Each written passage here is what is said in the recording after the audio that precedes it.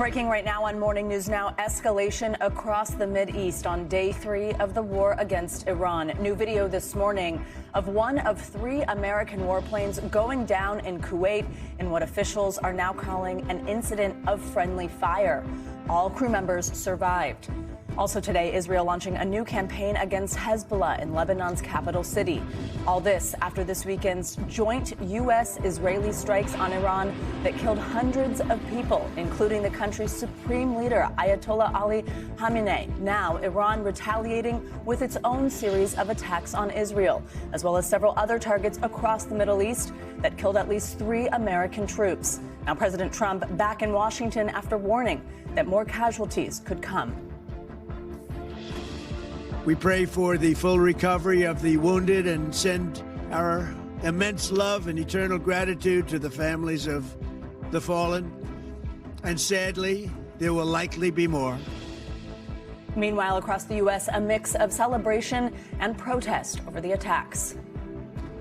All the diaspora of Iranians are chanting and excited because we see freedom at hand. We are ready for a new government, the regime change in Iran. The vast majority of Americans do not want yet another endless war in the Middle East. It's disgusting that we do not have our basic needs met, but we have enough money supposedly to bomb people across the world.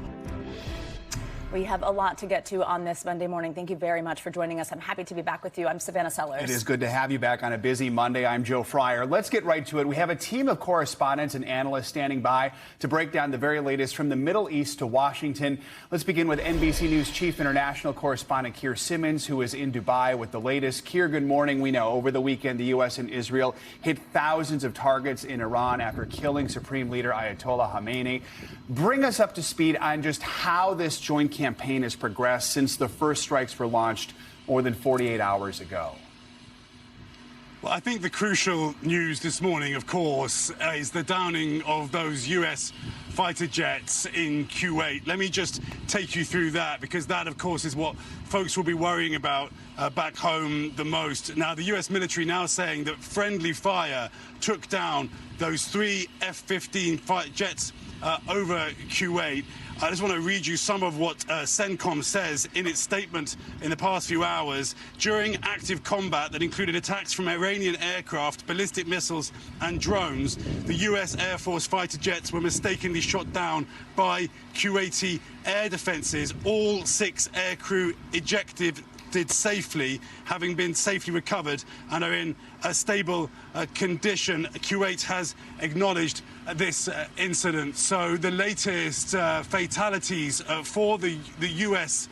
military in what President Trump, as you played there at the top, said would be a difficult operation that might be deadly for U.S. forces. Meanwhile, as you mentioned, we are here in Dubai, where we have had a weekend of really relentless attacks by missiles and drones. At one point, that building you can see behind me there is the Burj Khalifa. It is the tallest building in the world. At one point, a drone flew right by it.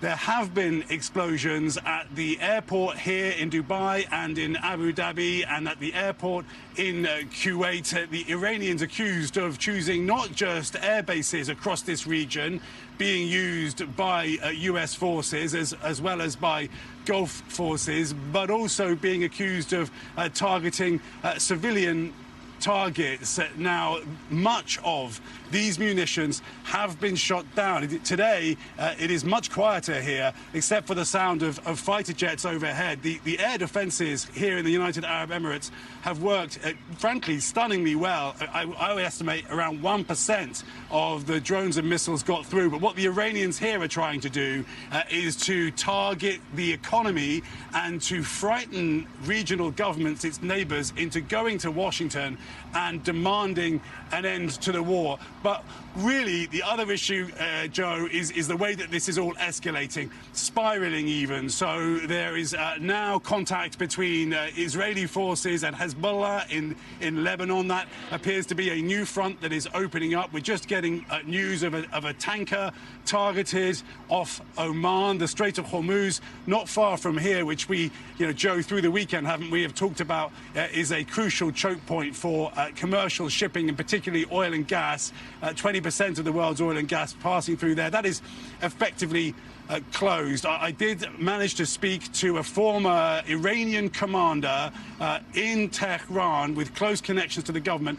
He, when I spoke to him, denied that the Iranians are targeting civilian places in this region, but it is, though, leaving governments here furious. And that seems to be backfiring on Iran, turning local governments that might have had some sympathy for the Iranians against them. Here we know, and thank you for the latest on these U.S. planes that were downed again. As you mentioned, it seems by friendly fire. We know no casualties there, though there have been a few U.S. casualties up to this point. In a video posted to Truth Social yesterday, President Trump shared a message about that. Let's listen.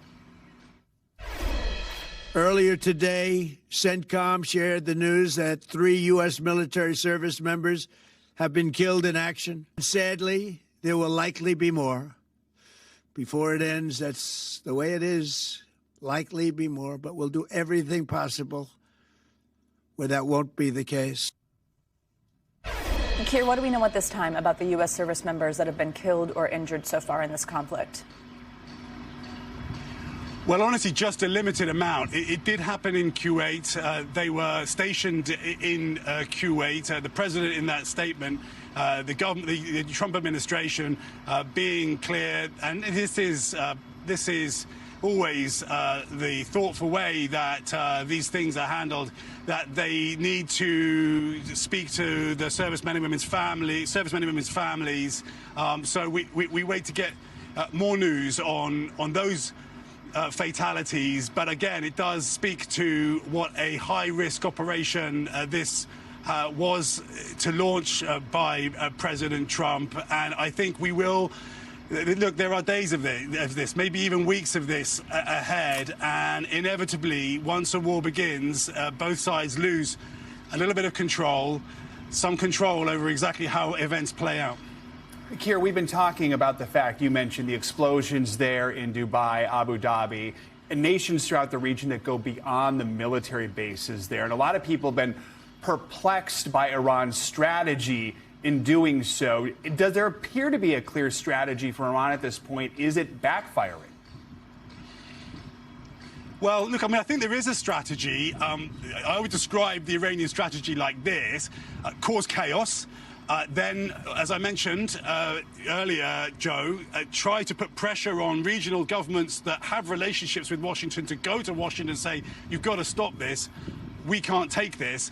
But I think there is also another aspect to this. And again, when I spoke to a former IRGC commander in Tehran this morning, I raised this with him, and he quite straightforwardly told me that there are IRGC units, there are Islamic Republican Guard Corps units in Iran that may well be operating without communication to the leadership, just following tasks that they will have been given, assigned prior to this war beginning, and that they would have been told to take action even if they are not given instructions from Tehran's. And that I think is one of the issues here. The way that this can escalate is that you have a whole number of pieces all shifting all at the same time. That is the nature of war, and that is why launching a war is inevitably such high risk. Now look, again, we do not know. In the weeks ahead, we may come to conclude that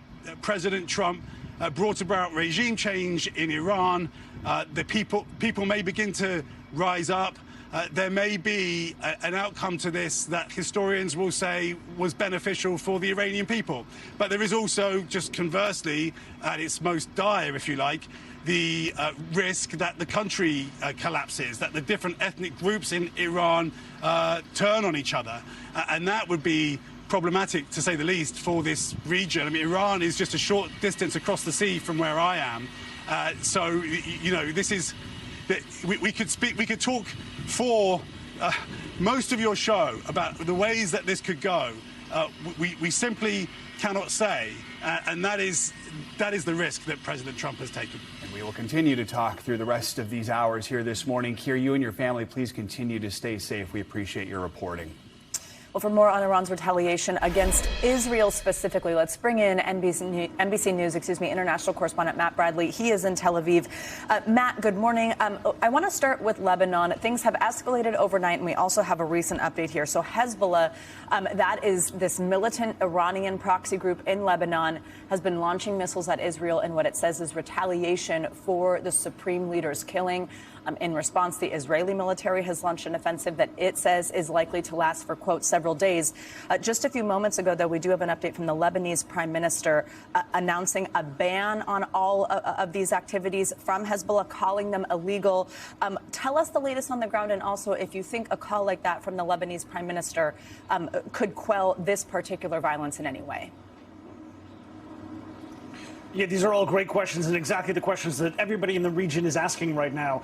Is this a new front in this ever-expanding conflict? As Keir was mentioning, this has long since been spilling over borders. We're seeing things going on in Iraq, lots of political unrest there, attacks throughout the Gulf, and now Lebanon. Now, this border had been quiet, at least from the Hezbollah side, for the better part of the past year and a half, ever since the Biden administration helped to negotiate an agreement between Hezbollah and Israel that largely calmed the fighting. The Israelis have been launching strikes into Lebanon and Hezbollah targets almost every single day since then. For the past year and a half, Hezbollah has not fired at Israel during that time. But now they've said that they want to essentially avenge the death of Ali Khamenei, the Ayatollah, the supreme leader of Iran, and a man who had been one of Hezbollah's greatest patrons, really the greatest patron of Hezbollah. Hezbollah was built by Iran back in the 1980s. So this is a group that owes so much to the Iranians, and it's why a lot of people here are wondering whether or not these attacks by Hezbollah into northern Israel were maybe just sort of a gun salute, or they sort of a tribute. And that's more or less what Hezbollah had been saying, which calls into question whether or not this is going to be a sustained attack. Nevertheless, we heard from the Israelis today in comments that were from, basically the spokesperson that I was speaking to, all the way up to senior officials, saying that they are getting ready to attack if necessary. They say they've launched an offensive that so far, according to Lebanese health officials, say has killed 31 people in Lebanon, and nearly 150 others were injured. So this is a conflict that could get a whole lot worse before it gets better. It really depends on what Hezbollah wants to do here. Hezbollah has been badly beaten down by the Israelis over years of war, particularly since October 7th. And now it doesn't seem like they're going to be able to reconstitute their forces. At the same time, the Israelis are saying that they are not taking any precautions. They constantly reiterate that they have learned their lessons from October 7th, and they're not going to let Hezbollah sit on their border. Matt, let's talk more about what you are seeing there in Israel. We know yesterday an Iranian missile evaded Israel's strong defense systems, killing several people in a residential neighborhood just outside of Jerusalem. You were on the scene of one of these incidents. What more can you tell us about that deadly attack, and just overall what life has been like there in Israel over these past 3 days? Yeah, this was a really tragic thing to witness. I mean, we saw what looked like bombed out cars, destroyed buildings, as you're seeing on your screen right now. This was a really tragic scene, striking a community that is a pretty tight-knit, very conservative religious community here in Israel. A lot of these folks didn't necessarily have access to safe rooms, bomb shelters inside their homes. So they all went into public bomb shelters. And in this case, this was a bomb shelter that was underground, underneath a synagogue. and it took, according to police, a direct hit. Now, this is going to be very disturbing to Israelis, not just because this is the highest casualty count that we've seen so far in this conflict from Iranian attacks on Israel, but also because of the people who were inside this safe room, this mamad, as it's called in Hebrew. So many Israelis are relying on these bomb shelters to keep them safe as these Iranian attacks appear relentless. These people were killed inside of one, which is rare, and police have said these shelters aren't built to take a direct hit. All right, Matt Bradley, thank you very much for reporting there from Israel for us.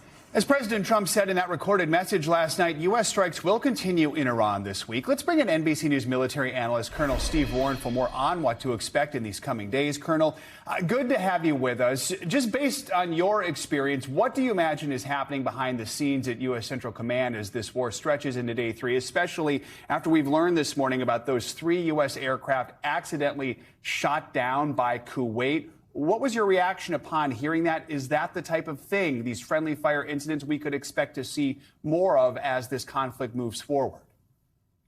I think it's the type of thing that we will see less of as the conflict moves forward. And here's why. In the early days of any operation, whether it's combat operations or even training operations, risk is always a little bit higher. Why? It's because everyone involved in the operation is settling in, trying to understand what the different pieces are, understanding how the units, subordinate units to the flanks, partner and coalition units, in this case the Kuwaitis, how they operate, what frequencies do they use on the radio, et cetera, et cetera. So, and we've seen this in other conflicts as well. The friendly fire incidents often are a little bit higher in the early days before everyone sort of works out what their roles are.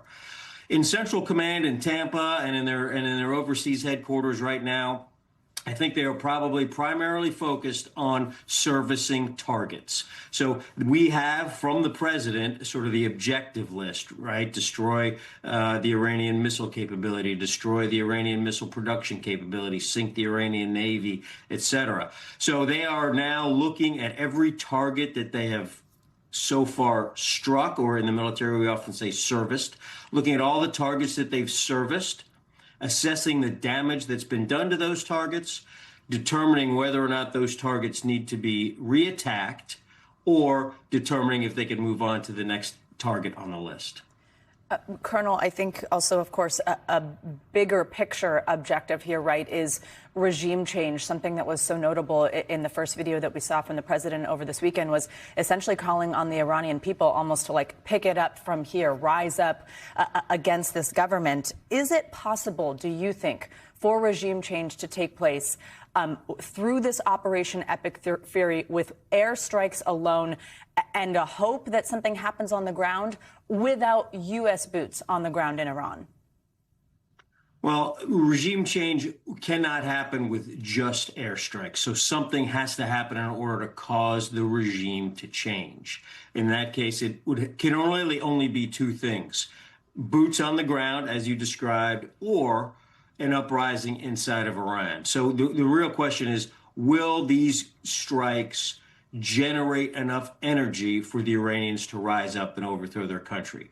I have not seen any evidence that the United States is preparing to put significant ground forces into play here.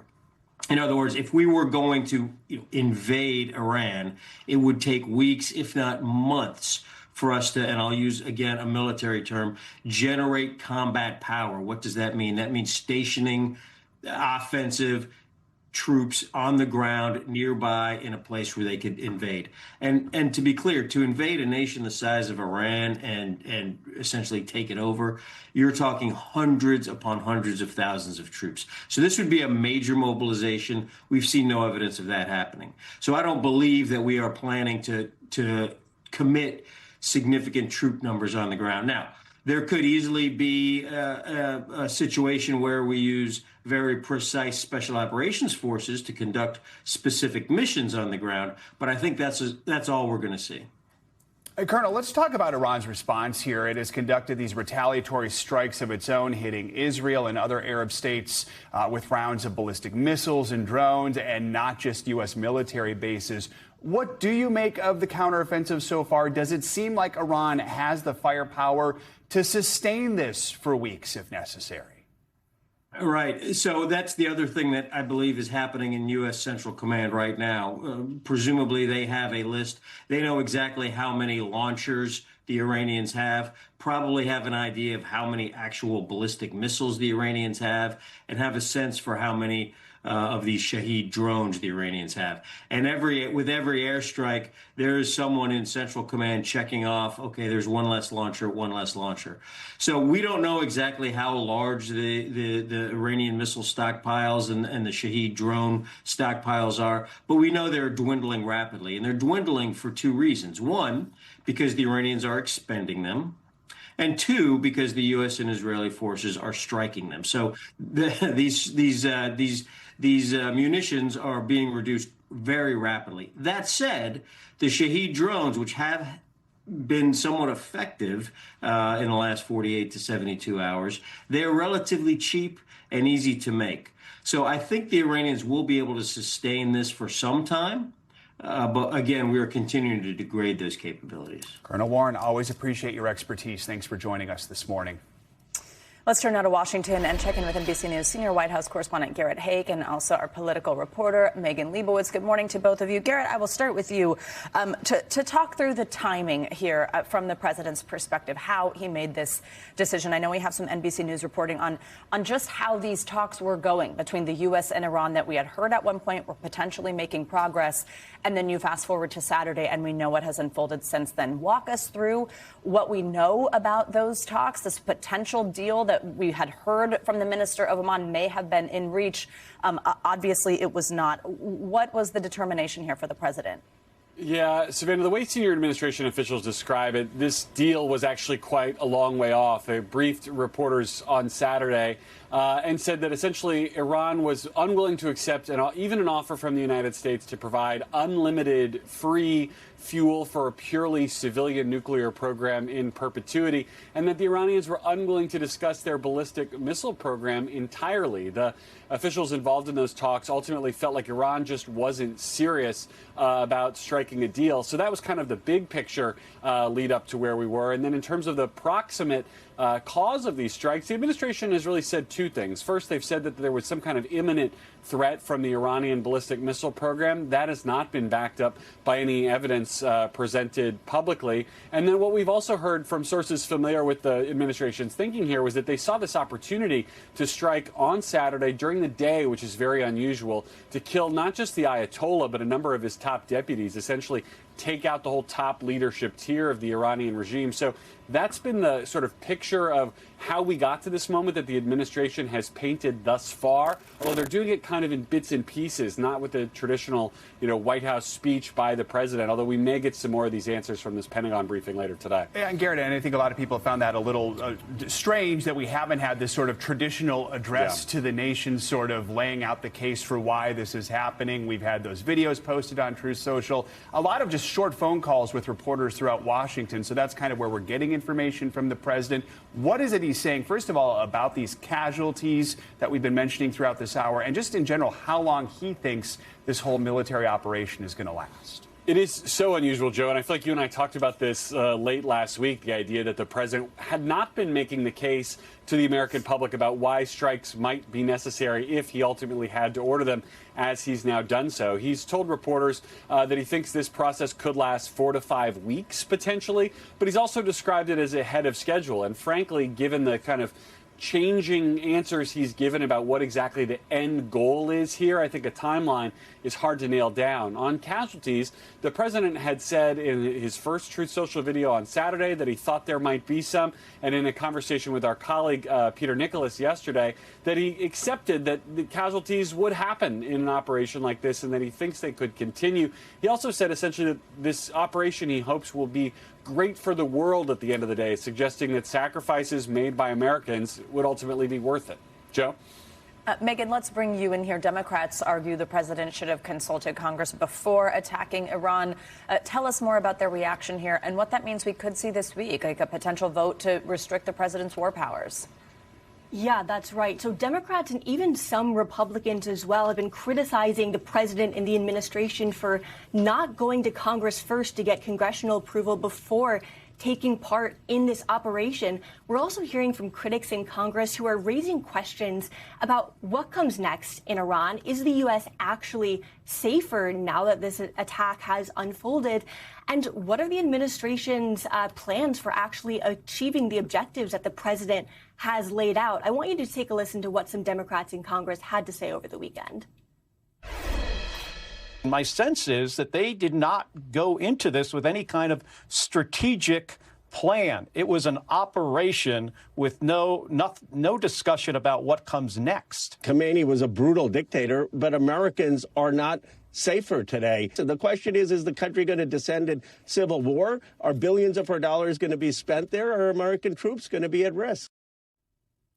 So now Democrats and some Republicans are pushing for a war powers vote this week, which, if passed, would basically mean that the president, it would restrict the president's ability for future military operations in Iran without going to Congress first. Now, a big caveat here is Congress has tried this before. They've tried to pass war powers resolutions related to restrict the president's ability to use the military without getting congressional approval first for Venezuela, for the Caribbean, and even in Iran last year after those previous U.S. airstrikes against nuclear facilities in Iran. Now, those votes all failed, so we're going to expect to hear more about this week. We don't have exact timing for when this vote could potentially happen. Megan, no surprise we'd have questions from Democrats, but there are questions about the Republican reaction. We know on the campaign trail, President Trump said no more foreign wars or regime changes. This was part of his America First agenda.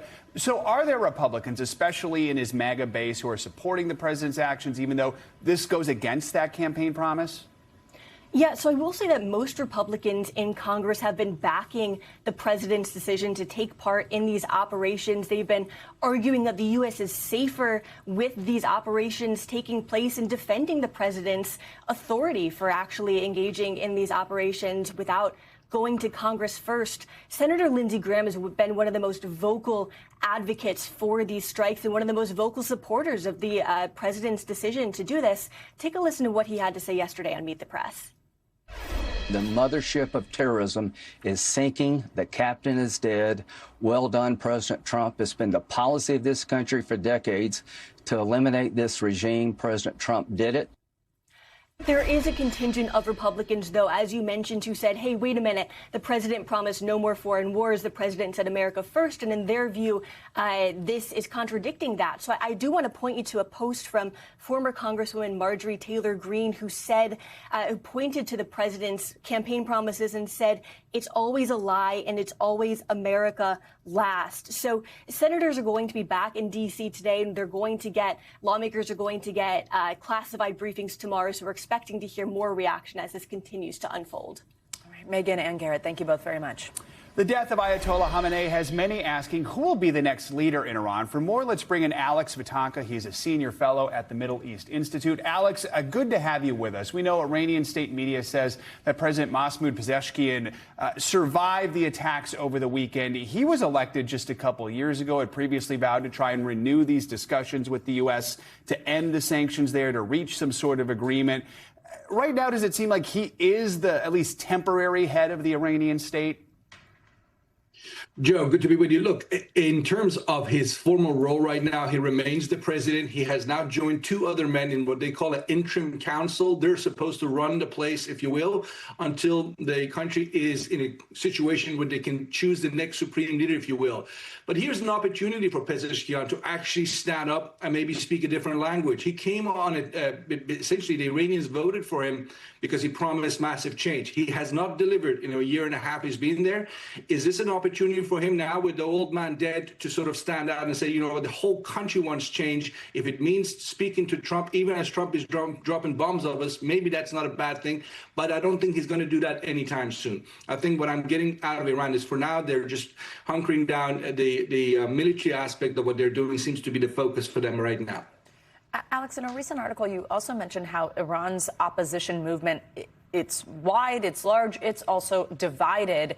You said it's divided by geography, generation, ideology, and exposure to repression. With no clear leader in that movement, who has the best chance of coming to power in the event of a popular revolution? Savannah, look, I think the key here, and we heard this just in the segment before, is does the United States right now have a roadmap in terms of a strategy on the ground to help? Because the the clearest thing I get from President Trump now in terms of what the end objective is no longer about the nuclear issue or the missiles, frankly. It's about something bigger. It's about regime change in that nation state. And that, to me, suggests you need to have something in terms of a game plan on the ground. I haven't seen that yet from the administration. But if they want to go in that direction, the first thing they need to do is to help the Iranian opposition outside of the country to organize, and they need to start looking for people inside the country to essentially defect. It could be people like Pezeshkian. Is that good enough for many? Because they will consider him as part of the old regime. He won't be acceptable to many. But then what about lower ranks inside the regime? Because somebody has to be there to take over when this country of 92 million, the size of Alaska or 3 times the size of France, if it collapses, it's in nobody's interest.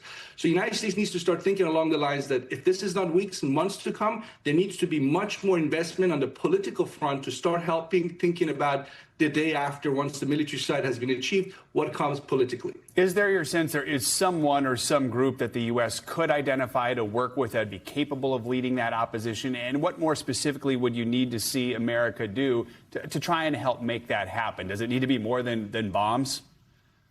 So, Joe, the one thing I would point out right now is the president has made it very clear. He wants the Iranian people, who by and large, I would say 90% of them hated Ayatollah Khamenei and hate this regime. But the sort of banking on them to command the streets in the middle of a war, that's a risky strategy. People are going to put their lives first. So I don't think that's something we can expect. People taking over the state machinery. They might command the streets, but for them to take over, that's a different story, which means what could the opposition look like? Look, there are folks in the opposition outside the U.S. can work with, Crown Prince Reza Pahlavi and others who have been in this business, have been in opposition for a long time. But very critical for them to quickly link up to folks inside of Iran. I think that's the key here. The idea that the opposition is going to fly in from Washington D.C. to Tehran, it's kind of a hope. It needs to be much more elaborate, and you need to have a game plan for that sort of thing to essentially happen. Alex Vitanka, good to have you with us this morning. Thank you so much. Our coverage of the war in Iran continues here on Morning News Now. Later this hour, a look at the impacts that this is happening on the world's oil supply and gas prices here at home. Up first, though, after the break, tragedy in Texas. What we are learning about a deadly mass shooting at a bar in downtown Austin. That's next. We'll be right back. We are back with another developing story, this one here at home. The FBI is helping local police in Texas with an investigation into a deadly shooting at a bar in downtown Austin over the weekend.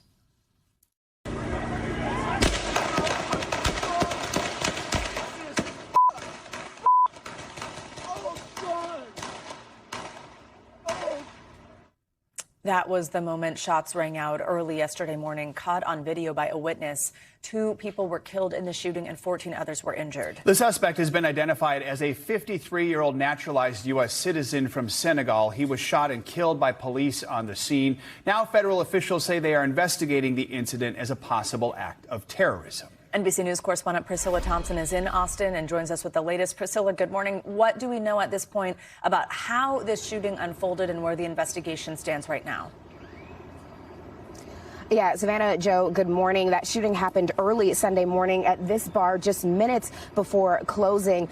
Witnesses describe hearing people screaming and seeing people running as that barrage of bullets rang out. According to police, the suspect circled the block of this bar several times in his SUV, at one point putting his flashers on, rolling down a window, and he began shooting with a pistol onto the patio. This is an open-air beer garden in this very popular downtown entertainment district here in Austin. And we know that police say the suspect then got out of the vehicle with a rifle and continued shooting. Now, police do say that because this is such that popular nightlife area, they were able to respond in less than a minute and take down that shooter. They said that that undoubtedly saved lives. As this morning, we are also learning about those victims, with one of them being identified by his family as 19-year-old Ryder Harrington. His brother writing on Facebook, quote, "Watching the man he had become and seeing all the lives he touched leaves me certain that this world was robbed of a great future.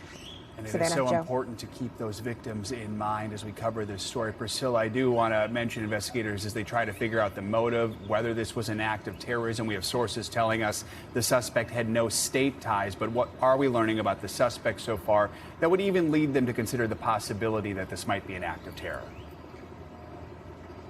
Yeah, so investigators saying they do believe he was a lone actor, but a couple of the things that we know, according to multiple law enforcement officials, is that he had on a sweatshirt that read "Property of Allah," and that underneath that sweatshirt, he had a shirt on that had an Iranian flag theme. Now, we know that this suspected shooter is a 53-year-old man from Senegal. He'd been a naturalized citizen in the United States for more than a decade, and we saw yesterday investigators and SWAT teams at his home in Pflugerville, not far from here, appearing to search that home. We also understand that they have been speaking with family members. Now, they are saying it is too early in this investigation to say for sure what the motive is, but that one of the things that they are looking at is possible ties to a nexus of terrorism.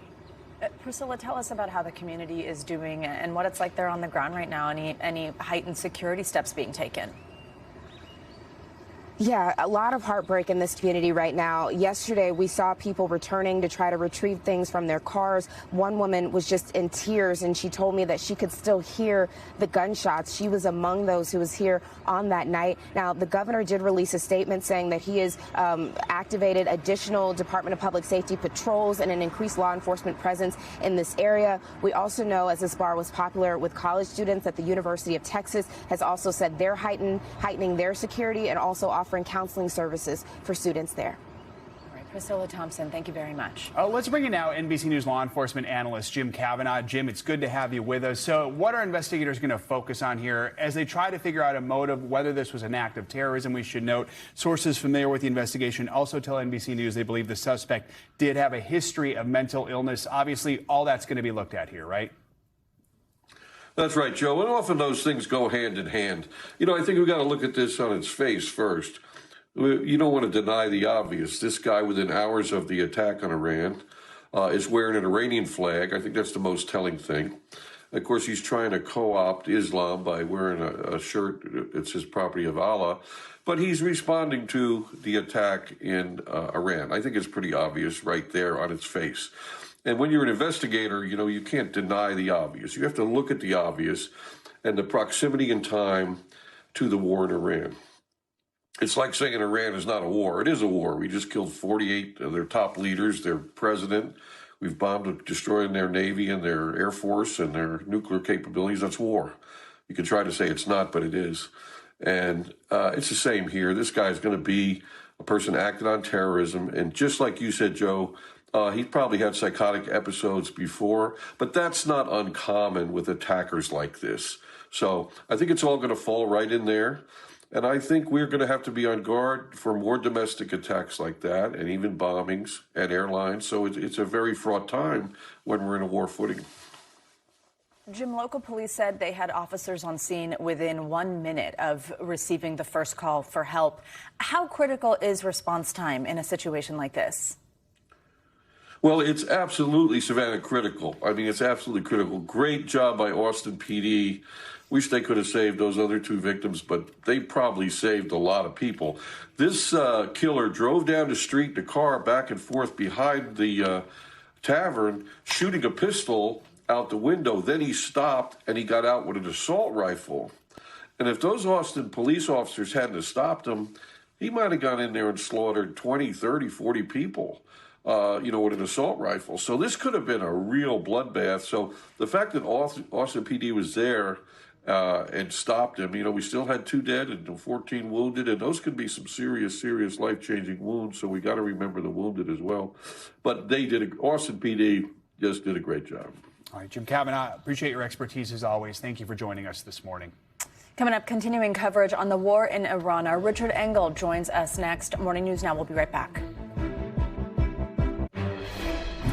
We're back with our top story. The conflict in the Middle East spreading this morning after the United States and Israel launched major strikes against Iran over the weekend that killed the supreme leader Ayatollah Ali Khamenei. The attacks are sparking retaliation from Iran, which has targeted U.S. bases across the region and Israel itself. CENTCOM says that a fourth U.S. service member has been killed as a result of these airstrikes. That's news we're just getting.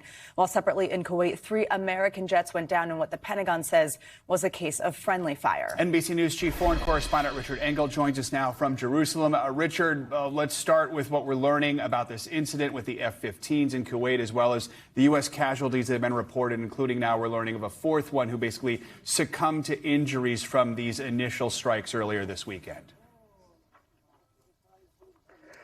So good to talk to you. I'm not in Jerusalem right now. I'm outside of Jerusalem in an Israeli town called Beit Shemesh.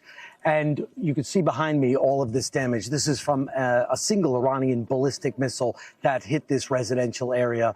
Local officials here say at least 9 people were killed. And we are learning more about these 2 incidents in Kuwait. First, the aircraft that went down, according to CENTCOM, U.S. Central Command, 3 American jets crashed after they were accidentally fired on by Kuwaiti air defense systems. The Pentagon put out a statement saying that this happened during active combat operations against Iran and that the crew members survived and are safe. Now, in this other incident, there was a separate Iranian attack, also on a base in Kuwait, in which initially there were at least 3 Americans killed. Now that death toll has just been raised to 4 Americans, service members who died in that attack. And we knew previously that at least 5 had been seriously wounded. So as far as our reporting, we can tell there are at least still 4 others seriously wounded from that attack in Kuwait. Richard, the broader death toll of these attacks also continues to rise. Iran's Red Crescent says more than 550 people have been killed in Iran. Among the worst scenes was a strike on a girls' school. Iran is blaming that on the U.S. and Israel. What can you tell us about that incident and what you are seeing where you are in Israel? So here in Israel, there have been a few deadly incidents. This one, it was the single deadliest strike by Iran against Israel. There was another lethal attack in Tel Aviv when an apartment building was hit by a ballistic missile. But in Iran, they are talking about hundreds dead, as Israel and the United States have been carrying out attacks all across the country. In Tehran. Tehran is a city, just the central part of Tehran has a population of more than 10 million people. They do not have the kind of air defenses that this country has. Just the opposite. Israel and the United States have been destroying Iran's air defense systems. The Israeli defense minister just announcing yesterday that Israel has now achieved air superiority and that its fighter jets can remain over Iran effectively unthreatened, carrying out strikes at will.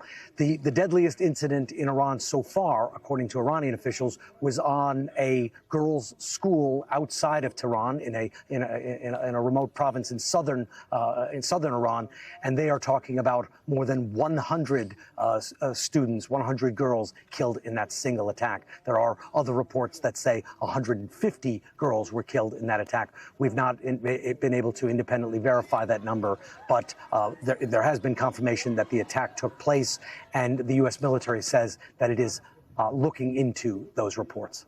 Richard, beyond Israel, beyond Iran, this conflict is spreading rapidly. Israel now bombing Lebanon again, and we're just seeing these strikes from Iran on countries throughout the region. Talk about the impact this is having on the entire region and what this is going to mean moving forward in the days and weeks ahead. We are now in a regional war. There seems to be some reluctance by people to call it that. This is a regional war. It became a regional war immediately, as soon as the United States and Israel launched those preemptive strikes. That's how they were described against Iran. Iran retaliated against Israel, against U.S. bases in the region, and against Arab countries. There have been now more than 9 countries that have been sucked into this conflict. Lebanon, the latest country to enter into the war, that happened just last night. Lebanon had been staying out of it while Iran carried out attacks against mostly American allies, countries that host American bases, such as Kuwait and Bahrain. Bahrain, the home of the U.S. Fifth Fleet. Kuwait, we just talked about the big American bases there that were actively involved in this combat. But there have also been strikes against Oman. Oman was trying to mediate a peaceful resolution between Iran and the United States. There have been strikes against Qatar. Now, Qatar has American bases, but it was also acting as a peace mediator. So this is clearly now a regional war, and there are several reasons for that.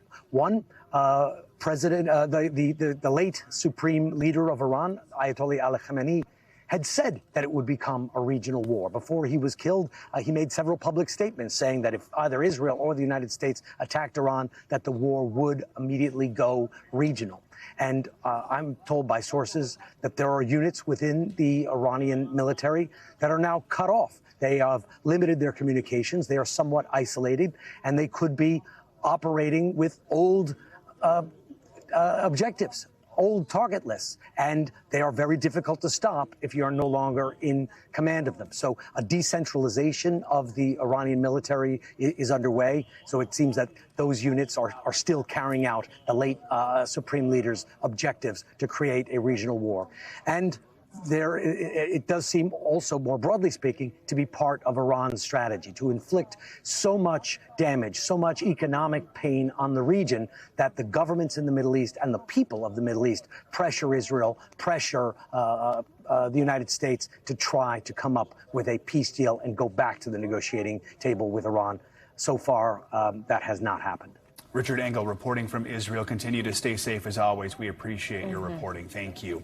Coming up, celebration and uncertainty in Iran after the U.S. and Israeli strikes that killed the country's supreme leader. Up next, hear from Iranians and Iranian Americans about what they hope to see for the country's future. This is Morning News Now.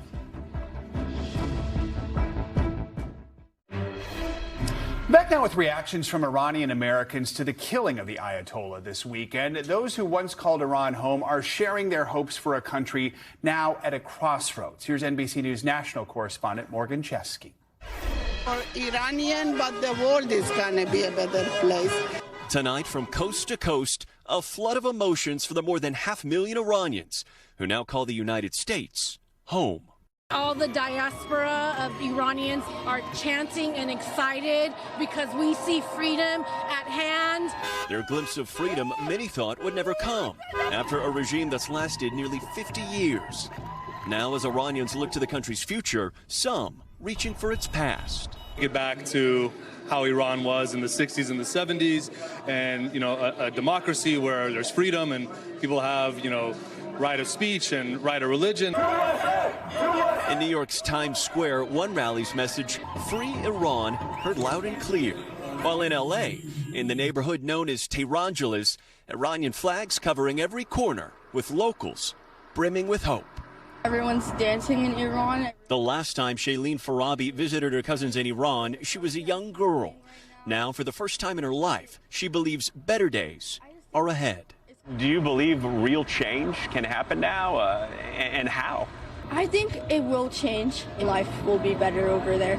And for mother Seppi Maccabee, prayers that this moment marks a turning point. We were oppressed, and my parents left the country so that my sister and I could have a free life. My kids get to see a free Iran. Freedom that tonight feels closer, yet far from guaranteed. Morgan Chesky, NBC News, Los Angeles. For more on the reaction from Iranians here in the U.S. as well as those inside Iran, let's bring in former Tehran bureau chief of the Washington Post, Jason Rezaian, who was accused and convicted of espionage by Iran and held prisoner for 544 days. Jason, good morning. Thank you very much for joining us today, giving us your unique perspective. You lived and you worked in the country, and I know that you were subject to torture during your time in prison. So obviously a very unique perspective when it comes to this moment, to this particular country. What is your reaction to what's happening? Savannah, I think it's a mix of emotions, like it is for most Iranians. I think there's a sense of elation and celebration and hope that folks that were in that last package indicated about a possible future free Iran. But also a lot of anxiety, trepidation, confusion about what comes next. Nothing is guaranteed. And as we've seen already, just because the supreme leader who had ruled ruthlessly over Iran for 37 years has been eliminated, the system continues to met out a lot of destruction in the region and around the country. I'm just getting reports this morning from folks on the ground in Iran that they're receiving SMS messages telling them not to go out into the streets. If they do, it is a crime, that they will be punished for taking to the streets again. There are vigilantes patrolling the streets, as they always do in times of turmoil. So it's not a situation where freedom is at hand, which I think we have to really consider that this is going to be a long-term set of operations, both militarily from the U.S. and Israel, but also, whatever the Iranian people decide to do in response to that is certainly not clear at this point. Jason, because of the internet blackouts, it is hard to get information out of Iran from people, but obviously you're seeing bits and pieces come out. Do we just have a general sense of what the feeling is, what the overwhelming reaction is to the death of the Ayatollah now 3 days later? Look, I think you can say that many people are ecstatic that this person who symbolized the repression of that state is no longer. But I also see images of people mourning their loved ones who've been killed in these strikes. I don't think that this is a simple case of we're happy that this person is gone, right? This is not a constant party celebration. There aren't parties happening all throughout the streets of Iran because the force of the Islamic Republic is out and available to repress them. And normal people don't have the wherewithal or the weaponry to defend themselves. So it's a mixed bag. It is. It certainly is, Jason. Such a nuanced situation. Kind of on the other end of this, I want to bring up over the weekend, New York City Mayor Zohran Mamdani called the U.S. and Israeli strikes on Iran a catastrophic escalation and an illegal war of aggression. On the other hand of that, we have what you just said, that there are people who are ecstatic about it and Iranians thanking President Trump. Have you heard a similar condemnation like this one from the mayor of New York City from any Iranian Americans? Some, yeah, certainly. I mean, I think in our diaspora, which is a very large and educated, worldly, sophisticated group of people spread across this country, there is a lot of happiness that the supreme leader was taken out. But there are also people cautioning that we don't want something similar to happen that happened in neighboring Iraq or Syria or Afghanistan. So those are different situations, different countries, different variables. But the one thing that we do know is that Congress did not have a chance to weigh in on this, and that breaks with tradition and law. Jason Rezaian, thank you very much for walking us through, again, this nuanced, complicated situation. Your perspective is appreciated. My pleasure.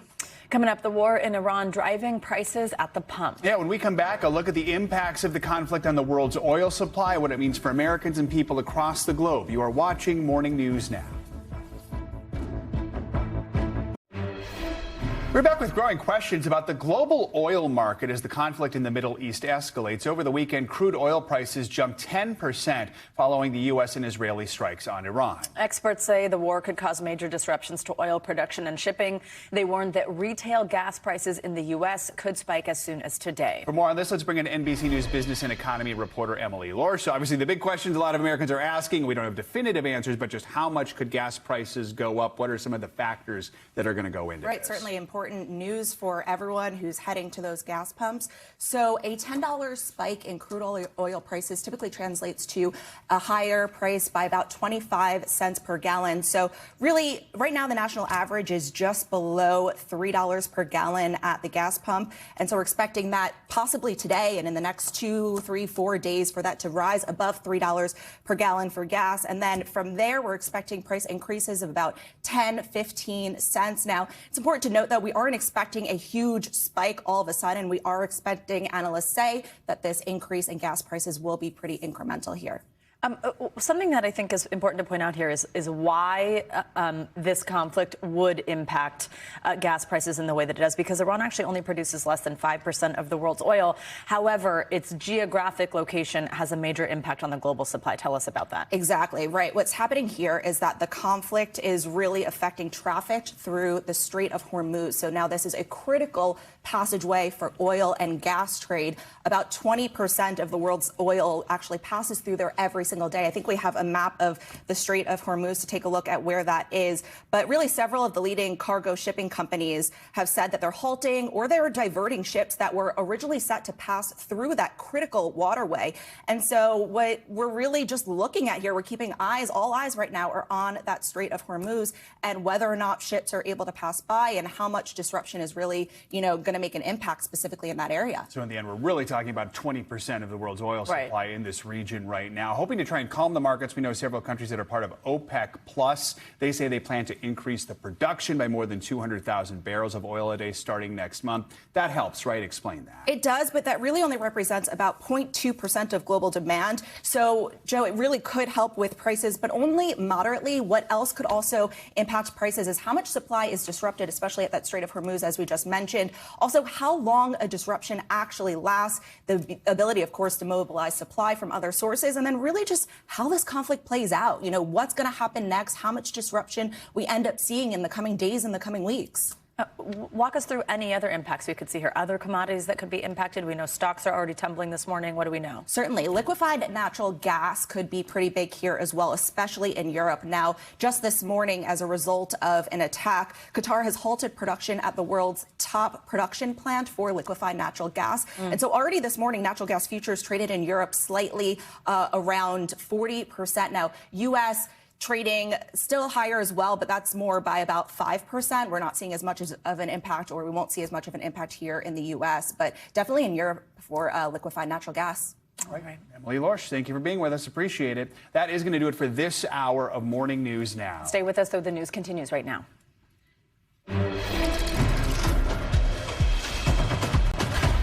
Top of the hour, let's get right to the latest out of the Middle East. You are looking at stunning video of a U.S. warplane falling out of the sky near an American airbase in Kuwait.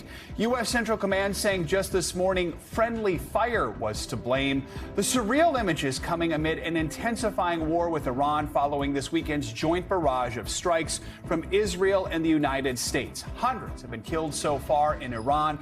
Among them, of course, Iran's supreme leader, Ayatollah Khamenei, slain in Saturday's attack. It's all reigniting widespread violence in the region. Several key American allied nations now in Iran's crosshairs, facing retaliatory strikes that have turned deadly.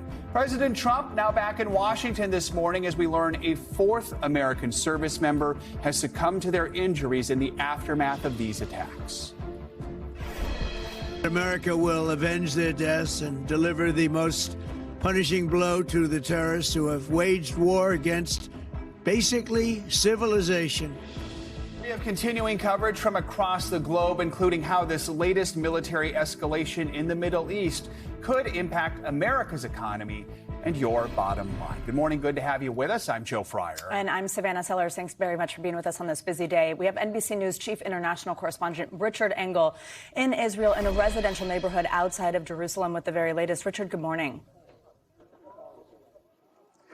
Good morning. I'm in Beit Shemesh, and this is what a single Iranian ballistic missile did to a neighborhood here. At least 9 Israelis were killed.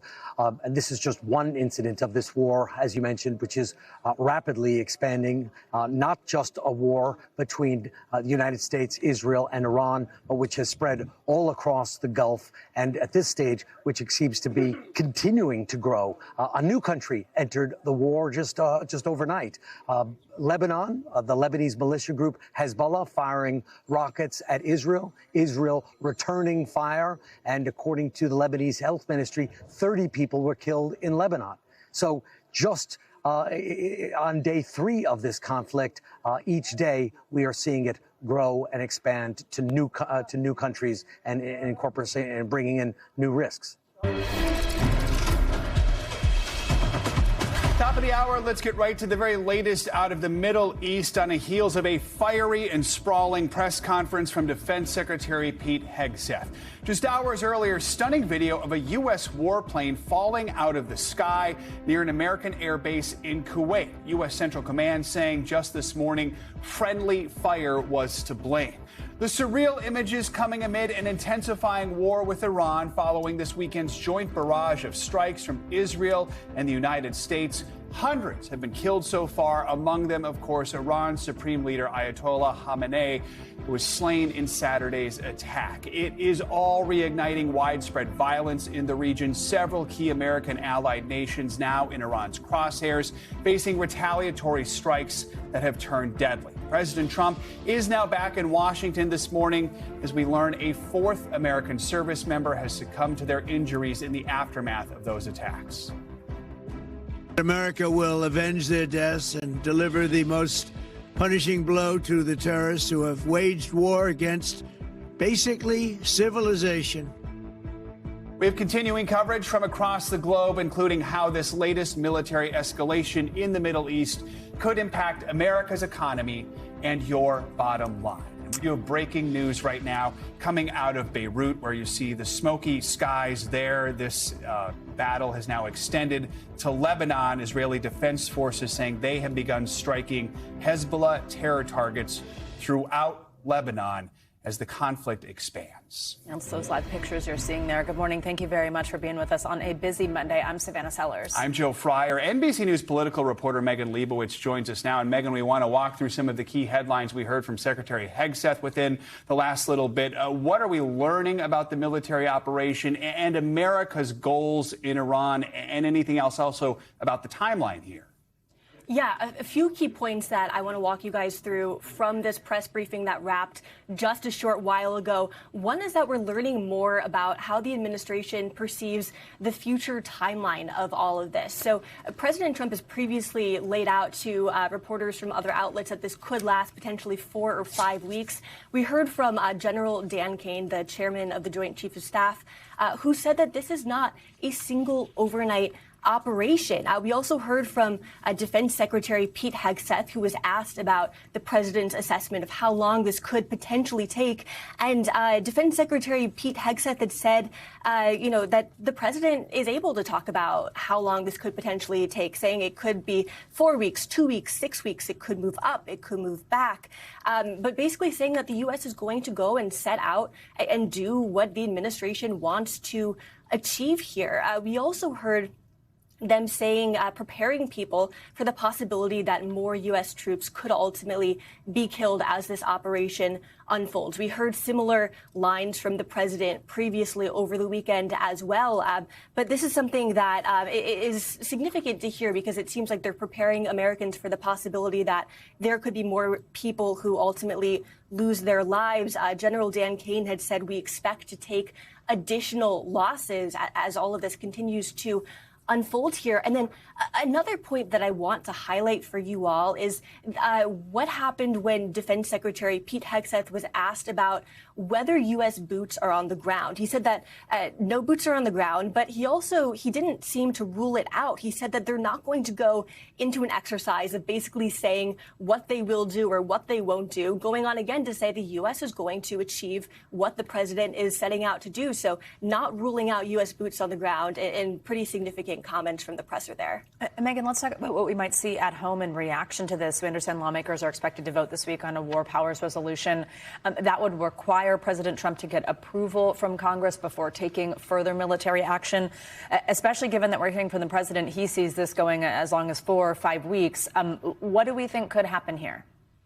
Yeah, so senators are going to be back on the Hill today, and we're expecting to get more reaction. Lawmakers are also going to receive classified briefings tomorrow when, typically we're expecting them to get more information about the U.S. military operation, perhaps the intelligence that had gone into all of this. And it's going to give lawmakers the opportunity to really ask top administration officials some of these questions that they're already asking publicly about, hey, what's the U.S.'s strategy moving forward? How is the U.S. actually going to achieve the president's objectives, and what the potential timeline for all of this could be. Now, as you mentioned, critics of the administration's move have been criticizing how President Trump did not first go to Congress to get permission for carrying out these strikes. So a group of Democrats and a couple of Republicans as well are pushing for a war powers vote this week. We don't know exact timing about when that could potentially happen, but if that ultimately does move forward, as we're expecting there to be a vote that is pushed for, what they're hoping to achieve is that if it's passed, President Trump would then have to, it would restrict his ability to have these military operations in Iran without first going to members of Congress here. Now, the margins are pretty slim for Republicans in the House and the Senate, so it's going to be interesting to see whether any additional Republicans give Democrats the margins to ultimately move that forward. All right, Megan Leibowitz reporting from Washington. Megan, thank you so much. Now let's bring in NBC News international correspondent Matt Bradley. He has more for us on this trading fire between Israel and Hezbollah in Lebanon. Matt, good morning. We just started this hour showing live pictures of the sky over Beirut with smoke from these Israeli attacks. Give us the latest here. When we spoke with you earlier this morning, we had mentioned that the Lebanese prime minister had said, hey, any of these Hezbollah strikes coming out of Lebanon are illegal. We don't want anything to do with this. We do not want that happening. We're now seeing Israel trade back these blows. Walk us through what we're seeing. Yeah, I mean, this is something that actually the military spokesman was asked today in a briefing. One reporter said, why is it that you can say that this was illegal, that the Hezbollah was firing over the border into Israel, when in fact Israel has been firing on a daily basis, targeting Hezbollah ever since that peace treaty came into effect back in November of 2024. So this is something that the Israelis are saying is illegal. The Hezbollah fired 3 different rockets into Israel. 2 of them were intercepted. 1 of them landed into an open area. The Israeli counterattack was huge, killing at least 31 people and perhaps injuring nearly 150 more. And the Israelis have said they are going to continue striking Hezbollah targets in Lebanon. While we haven't necessarily seen any more from Hezbollah, the big question looming all over this is whether or not Hezbollah's attacks were just a one-off, or whether or not they will continue and cause the evacuation of northern Israel, a possible ground invasion by Israeli troops into Lebanon, which wasn't ruled out by Israeli military spokespeople, or whether or not this is going to cause a more extended conflict. This is something that we don't really know because this is basically a protest move. Hezbollah had said they're doing this in solidarity with the assassination of Ali Khamenei. So maybe this is just them trying to essentially express themselves and don't intend to actually turn this into a bigger conflict. What happens in the next couple of hours and days will determine whether or not we see this getting worse and worse, and the full spilling over of this war between Israel and Iran and the United States into other countries, which we've been seeing more and more. Matt, let's talk about what's happening there in Israel, which has been largely fending off attacks from Iran. And we know there was that deadly strike in a residential neighborhood just outside of Jerusalem over the weekend after an Iranian missile did break through Israel's defense systems. You were there reporting for us for NBC News Now yesterday. Tell us more about that. And just aside from this attack, how well has Israel's Iron Dome been able to keep up and defend the country with these ongoing strikes? All great questions, Joe, and exactly the questions that Israelis are asking themselves. I mean, one of the reasons why that situation in Beit Shemesh was so shocking to a lot of folks here isn't just because of the high death count, which is 9. That was the highest by far of any single strike by the Iranians, but also because so many of them were killed while they were hiding inside a bomb shelter, which was underneath a synagogue. And in fact, there was whole families who were killed, brothers and sisters, all of them from this community, which is a very ultra-Orthodox Jewish community, as you mentioned, between Tel Aviv and Jerusalem. So this is going to cause a lot of concern because many Israelis seek shelter in these bomb shelters when they hear these sirens going off, and most of them believe they're safe because they are. And the fact is that most strikes that hit near some of these bomb shelters don't cause any fatalities at all. And that's why the Israelis have endured a really relatively shockingly low level of fatalities ever since this all started yesterday morning, 2 days ago. But this could get worse. It does look as though the number of Iranian strikes against Israel has decreased in the past 24 hours. We heard this from the spokesperson for the IDF. It doesn't necessarily mean that the Iranians are running out of ammunition. It's anybody's guess. But given that we now know that the Israelis have complete air superiority over Iran, it's going to make it pretty hard for the Iranians to keep up the level of firepower and the level of fighting that they had before. Matt, tell us just what life has been like in Israel these past few days. You mentioned people spending time in these bomb shelters, and something like this shakes that confidence. But what has it been like with these ongoing attacks? It's remarkable, really. I mean, just living here is so interesting. It reminds me a lot of what happened back in June. I was, going down the street, and there was an alarm, and I ran in. I was actually at a restaurant. I ran inside with the restaurant employees and all the other customers into a bomb shelter, and we just stayed there for a while. There was Wi-Fi in the shelter that was available to everybody. But not everybody in this country has that kind of access. And the people in this community of Beit Shemesh, they had to leave their homes and go into a public bomb shelter. That's the reality for many people here. But I got to tell you guys, it is super relaxed most of the time, because Israelis have so much confidence in the integrity of these shelters and of this early warning system that has flawlessly given information in advance about when Iranian, or in this case Hezbollah, strikes are going to be landing. So far, we haven't heard of this system, this early warning system, failing in any way, even if some of these safe rooms, these mamads, as they call them in Hebrew, haven't always stood up. All right, Matt Bradley from Tel Aviv for us. Thank you very much. NBC News Chief International Correspondent Keir Simmons is in Dubai with the very latest. Keir, good morning. In the press conference we heard this morning, Secretary of Defense Pete Hegseth talking about and asked about the now 4 U.S. service members who have been killed so far in this operation. Tell us more about what we're learning about the circumstances surrounding their deaths, and also that other incident involving the U.S. fighter jets and the friendly fire from Kuwait this morning. Yeah, they talked about it. I would say they touched on it in that news conference. And I think, Joe, even that is notable, that it wasn't the primary messaging in the news conference. And I suspect there's a reason for that. What they did tell us was that Iranian, in the case of those service people who died, the Iranian munition hit where they were, that it was defended, but that it was a powerful munition. Now, there is an investigation underway, inevitably, and we will see what that tells us. Although, of course, and this is something that President Trump said when he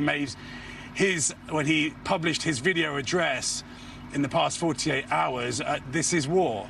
And to think that you could launch an operation as complex as this in a region like this and not face casualties, well, that would be naive, honestly. We already can see, can't we, already, that this is not like the operation in Venezuela. This is a much more complex and multifaceted. This is a much more complex and multifaceted war, frankly. And then in terms of those fighter jets that were downed, that's friendly fire. And again, that happens in conflict. Now, the pilots were able to eject, and that is a thankful thing, obviously. So in a way, you're going to say that their training worked, and that, okay, you don't want a situation where you're struck by the friendly of your own fire, but you do want to be able to get out of the situation if that does happen. It's interesting that the friendly fire was from the Kuwaitis, and in any operation when there are multiple militaries involved, communication between the military is always a pressure point. It's always a challenge, and so again, we'll have to wait to see what happened there. But certainly that's happened before. That we've seen that before. That the U.S. military is working with other air force or armies or navies, and that there is a challenge because of, for example, just whether or not your ally is able to identify that you are who you are. I'll put it as simply as that. Keir, just a bit ago, we heard from the Secretary of War, Pete Hegseth, along with the Chairman of the Joint Chiefs of Staff, General Kane, sort of giving the latest here, briefing on what has happened over the weekend, giving a bit of information about what is to come, though not a lot. Really stating goals, though, of destroying the missile threat from Iran, destroying their Navy, making sure there are no nuclear weapons ever for this country. How do you think the message from the Secretary of War will be received in the region you're in? Yeah, and destroying their missile production too. I think that's not a bad message for this region. I mean, keep in mind, I'm standing here in Dubai. I mean, that is a iconic building right there behind me, the tallest tower in the world, and there are images of a drone flying right by it from the weekend. So this country, the United Arab Emirates, has suffered a barrage in the past 48 hours. Stunningly, strikingly, its air defenses have been incredibly effective. Hundreds of drones and missiles, and almost all of them taken out. And some of the injuries have been from people standing underneath those moments when those drones or missiles are intercepted and the debris falls. So just to go back, a little bit of history, to go back to the nuclear deal signed by President Obama, the JCPOA, the anger in this region about that deal was that it only focused on the nuclear side and didn't address the thousands of missiles that Iran had capable of hitting places like this. And I think what what Secretary Hegseth was trying to say in that news conference was, here now you see the true Iran as it unleashes that firepower on this region. Just for people who are confused, why would they be doing this? The reason they are doing this is because they are hoping to sow chaos and also to get these governments to go to Washington, to contact Washington and say, we can't handle this any longer. I will say that appears to have backfired on them quite extensively, because the governments here, the neighbors of Iran, are furious with Iran for doing this, and because the defenses have appeared so far to be so effective. Although this is war and you never know when something could happen, a missile could get through and in a devastating way that can change views. Absolutely. Keir Simmons from Dubai again, which has seen its fair share of this conflict over the last few hours potentially backfiring. Keir, thank you very much for your reporting. Stay safe. Let's bring in retired U.S. Army Lieutenant Colonel Danny Davis. He's a senior fellow and military expert at Defense Priorities, host of the Daniel Davis Deep Dive. Good to have you back with us again. We know repeatedly the Defense Secretary was asked what could be the timeline here. He said, I'm never going to hang a time frame. We heard General Kane say that this was not a single overnight operation. It's going to take some time to achieve, describing the difficult and gritty work ahead. But at the same time, President Trump has been fielding calls from reporters and has said this operation could take as much as 4 weeks. What do you think, based on what we heard in that news conference there and what we've learned over the last several days, is the most realistic timeline? Well, listen, I mean, probably the best example that you can take, the most recent one, is look at the Houthis. Look at what we tried to do to get the Red Sea open down there. And we said we were going to, shut them down. This is in 2025. We're going to just knock them out so they can't stop the Red Sea shipping going on, et cetera. And yet after 7 weeks, we weren't able to. We were trying to knock out their mobile launchers. There was a lot of strikes inside Yemen against them, but they remained viable. That is almost certainly the Iranian plan. You got to understand, they knew this was coming, and they've been knowing for decades. They've been preparing for this. They have extensive underground facilities. The IRGC released another video today that showed graphically this just scores and actually hundreds of drones, of missiles, of underground facilities, huge complexes that are scattered throughout the country. All they have to do, this is one of the important things to understand. You heard Secretary of Hegseth and the Chairman of the Joint Chiefs of Staff lay out this strategy. But on the other side, the Iranian side, their strategy basically is they have to survive, like the Houthis did, like the Taliban did. They have to even like Hamas has done, they just have to survive and drag this thing out, because we can't accomplish our objectives. I'll just tell you, if the Iranian side don't collapse their government, they can survive a long time, a lot more than 4 weeks. And all they have to do is just keep on firing missiles, keep on firing drones. And what it appears, and it's early, but what it appears to me is that they're saying we're going to continue to fire our worst missiles. And we've seen the physical effects of some of that, and a lot of drones to soak up a lot of these air defense missiles that we have, because that's our Achilles heel. How many air defense missiles do we have? And if you soak up a lot of those with some of the slower moving weapons and some of the older missiles, and then when the stockpiles get low, then they bring out their better stuff, and it appears they have withheld their better stuff, we could be in for a world of hurt. So I think it's a little premature to say that this is only going to take 3 or 4 weeks, because Iran could be very well positioned to drag this out a long time. And I'll just repeat, without a ground component, I don't know how we accomplish the mission that the Secretary of State or Defense just mentioned. Danny, you wrote that in an X post that the goals of this war are impossible to achieve without a ground force. Notably, that is something that the Secretary of War did not rule out, though he did not say that that is part of the plan at all. Walk us through your case here. Why is it that in order to achieve these stated goals, a ground force would be necessary, and what does that ultimately look like? Yeah, I mean, you go back to the 2003 Iraq War. That's the one that's your sample here. We had maybe a little bit more air power and naval power than we have here, but something commensurate with it. Well, we could say we're going to topple the Iranian government, and then we're going to go in on the ground to validate it. But when President Trump says here that all the IRGC, the police, everybody has to surrender or you'll face certain death, but you don't have a ground force to make good on that, then that means that you have to have a profound number of missiles to literally destroy the country. And listen, it's 4 times larger, physically spread out, than Iraq was. So where do we have that kind of inventories of missiles to literally just wipe out this country? The objectives are just too expansive for the resources that we have, especially absent a ground force. And believe me, I am not advocating a ground force at all. That would be, I mean, again, 4 times larger than Iraq. So I don't know where you're going to get this force. It would take months to get a force of that kind of size to go up there. And even then,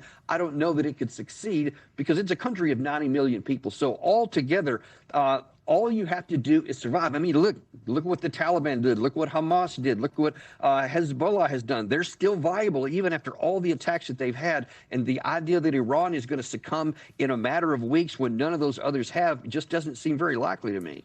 Lieutenant Colonel Danny Davis, appreciate your time and expertise again this morning. Thank you so much. For a closer look at all this, let's bring in Hagar Shamali. She is the host of Oh My World on YouTube, also the former spokesperson for the U.S. mission to the UN and former National Security Council Director for Syria and Lebanon. Also joining us here on set, Caroline Rose. She is the director of the New Lines Institute for Strategy and Policy. Good to have both of you with us. Hagar, let's start with you. We know there are these conflicting messages on whether Iran posed any immediate threat to the U.S. We just heard Secretary Hegseth say this morning, we didn't start the war, but under Donald Trump, we're going to be ending it. What do you think the response in the region would be to a statement like that? And just ultimately, just what is the end game after this military action over the weekend?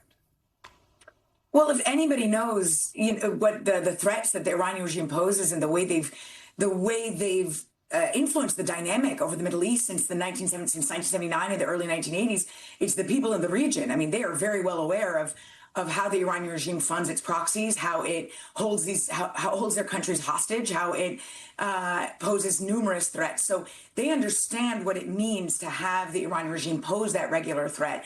You mentioned the question about how imminent a threat it was. What we know from the Wall Street Journal I saw this weekend was that the administration believed that the regime was preparing some kind of attack on the U.S. presence in the region. But I would look at this from a much larger picture, which is the fact that since June of last year, Iran was significantly weakened. We owned their skies. We in Israel, they didn't have their defense missile capabilities.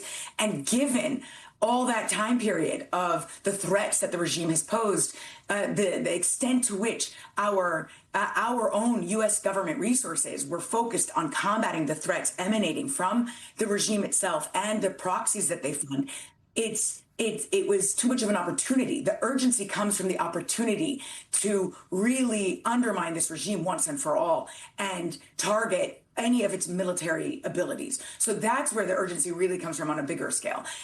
You asked, at the end, you asked about where we go from here, I believe. But it's, as you had mentioned already on the show, this is going to take a few weeks.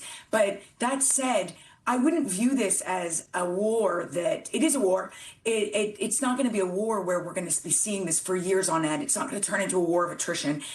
It's meant to be targeted to weaken the regime to the extent that we push it over a cliff, if you will, or that we really twist their arm into some kind of agreement where we achieve all the demands that we had been seeking, which go beyond nuclear-related issues. Hagar, we had been speaking with you when we saw really these historic protests unfold in Iran, the largest and sort of with a different tone than we had seen really ever before. Of course, that was met with this brutal crackdown there for protesters, and we'd since sort of seen them quell. But now we're seeing the President of the United States in his first comments whatsoever posted on social media about this call on the Iranian people to rise up. We heard the exact same message from the Secretary of War just a bit ago. There's the authoritarian regime that we've seen there, and then there's also the economic collapse that it seemed Iran was headed for anyway. Do you think that the Iranian people are hearing a message like that, and do you think that anything could happen in that regard on the ground from Iranian people? Yes. So the economic collapse you mentioned that the regime is in the middle of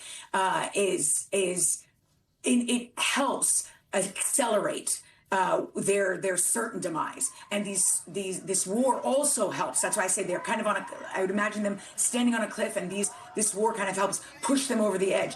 And the Iranian people, it is the economic situation that initially led them to the streets early at the end of last year, and then the youth joined the shopkeepers, and that's what made those large protests. It is one of the things that the Iranian people feel. They couldn't put food on the table because of the government's economic mismanagement, massive inflation, a currency that is significantly devalued, and it is only going to get worse. Without war at all, this regime was going down a path of economic collapse anyway. And so this is an opportunity, yes. Now, the Iranian people do hear the U.S. loud and clear.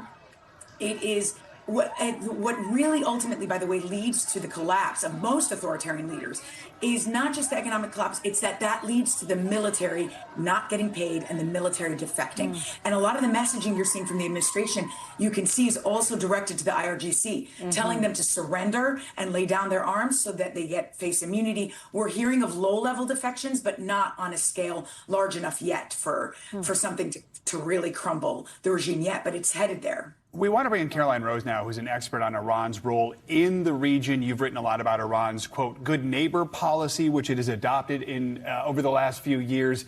That seems to be at odds with the strategy we've seen Iran use over the last few days here, which is suddenly bombing all these other countries in the region. Are you surprised by that? What is Iran's strategy here, and how does that play into what you've been witnessing with this good neighbor policy recently? Certainly. So the good neighbor policy that it has implemented across the Middle East primarily relates to its sponsorship of Iran-backed militia networks across the region.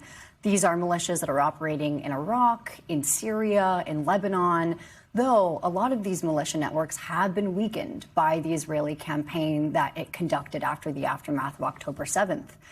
Now we are seeing this activation of militia networks. And I think in the coming days, we should expect these militias to conduct their own strikes on U.S. assets, U.S. military bases and interests in the region. And then, of course, we also see these strikes from Iran itself.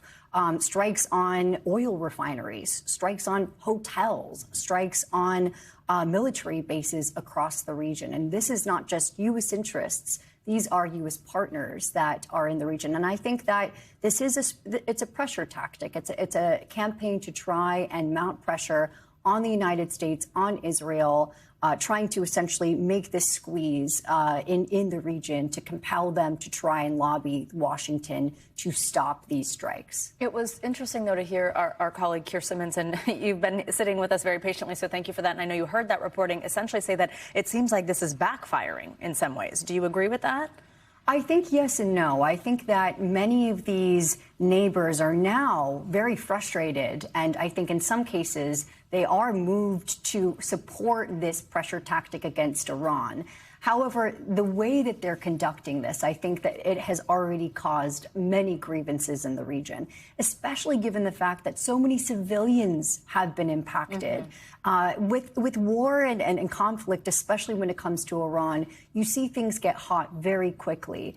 Also, of course, there are tactical errors. For example, the friendly fire incident that we saw recently just this morning, where a U.S. aircraft was shot out of the sky. Luckily, that crew was unharmed. But I think that goes to show just how quickly things can descend to where there's friendly fire or there's tactical mistakes and civilians are harmed, not just military personnel. And so I think that will be a key pressure tactic on the United States and Israel as they continue this offensive. Caroline Rose, Agar Shamali, we appreciate both of your expertise on this breaking news this morning. Thank you both. Now let's take a look at the surging energy prices in the wake of these ongoing operations in Iran. This morning, oil prices are spiking and global stocks are falling after the U.S. and Israel continue these strikes on Iran. These attacks threaten to restrict the movement of oil supplies from the region, and that could mean higher gas prices at the pump. We are joined by NBC News senior business correspondent Christine Romans for what this means for the economy here at home and more broadly. Christine, good morning. So first, just tell us, how have we seen markets react to all of this? As expected, a big spike in the price of oil, both Brent crude and West Texas Intermediate crude. These are the two kind of benchmarks that we watch. And when they opened last night, they both spiked here. So closely watching what that's going to mean. There's a lot of things happening in terms of concerns about this region. This is a very intense oil producing region, but then, as you know, a lot of things pass through there. Americans are hearing a lot, perhaps for the first time, about the Strait of Hormuz in that region. Explain its significance to the entire global economy, especially when it comes to oil. It's this narrow little pinch point in a waterway right there adjacent to Iran, with all these other big energy producers surrounding it. And this is where 20% of global supply of oil passes through. I mean, look at that pinch point there. So you have right now dozens and dozens, if not hundreds of ships that are basically sitting there. They have moved away from where you pass through, and they're waiting to see what happens. We know that insurance companies are starting to warn that they are going to cancel or no longer renew some of these, war risk policies that could drive up shipping costs. So there's a lot of concern about what's moving through there. It's not just oil, it's liquefied natural gas, it's fertilizer that's used in the region. These are all things that are really important to keep economies humming. When you start to have disruptions, that, of course, can raise prices for things and feed into that whole inflation narrative. And Christine, President Trump has said that this could go on for weeks, 4 weeks, 5 weeks. What are the biggest concerns that Americans are going to feel here at home, certainly when it comes to their wallet? And when, what's the timeline for this direct impact to U.S. consumers? So very quickly, I think you'll see gas prices start to rise. Patrick DeHaan at Gas Buddy said you'll see the national average quickly move above $3 a gallon for gas in the U.S. and then could continue to rise. I mean, there's a rule of thumb that we use. For every $1 that crude oil prices rise, of course, crude is refined into gasoline, among other things. For every $1 that crude oil rises, that raises gas prices about 2.5 cents. So a $10 jump in gas prices would be 25 cents at the pump, and that can happen pretty quickly. We know that in other periods of instability, quite quickly, gas prices rise in reaction to even perceived threats to supply. Now, we're talking about the supply moving through the Strait of Hormuz, but also you've got a Qatar liquefied natural gas facility that has been shut down because it was attacked by, I think, a drone. You also have a Saudi Arabian oil facility that is a refining facility that's been shut down. It was attacked by a drone. So as you see the infrastructure of the region start to come offline just to protect its workers and protect its supply, that'll also feed into this. All of this, what matters, guys, is how long this goes on, how long before there is, stability in the region and these oil producers feel like they can start drilling, pumping, distilling, refining, and shipping again. All right. Christine Romans, thank you very much. We have much more to come on this hour of Morning News Now. Yeah, we'll have continuing coverage out of the Middle East. Stay with us. We are back with a developing story here at home. The FBI is now working with local authorities in Texas after a deadly shooting at a bar in downtown Austin over the weekend. 2 people were killed and 14 others injured. The suspect, a 53-year-old naturalized U.S. citizen from Senegal, was shot and killed by police at the scene.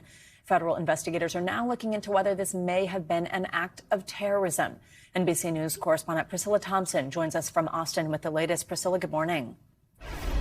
Well, this shooting happened early Sunday morning at this bar just minutes before closing. Witnesses describe hearing people screaming and seeing people running for their lives as a barrage of bullets rang out.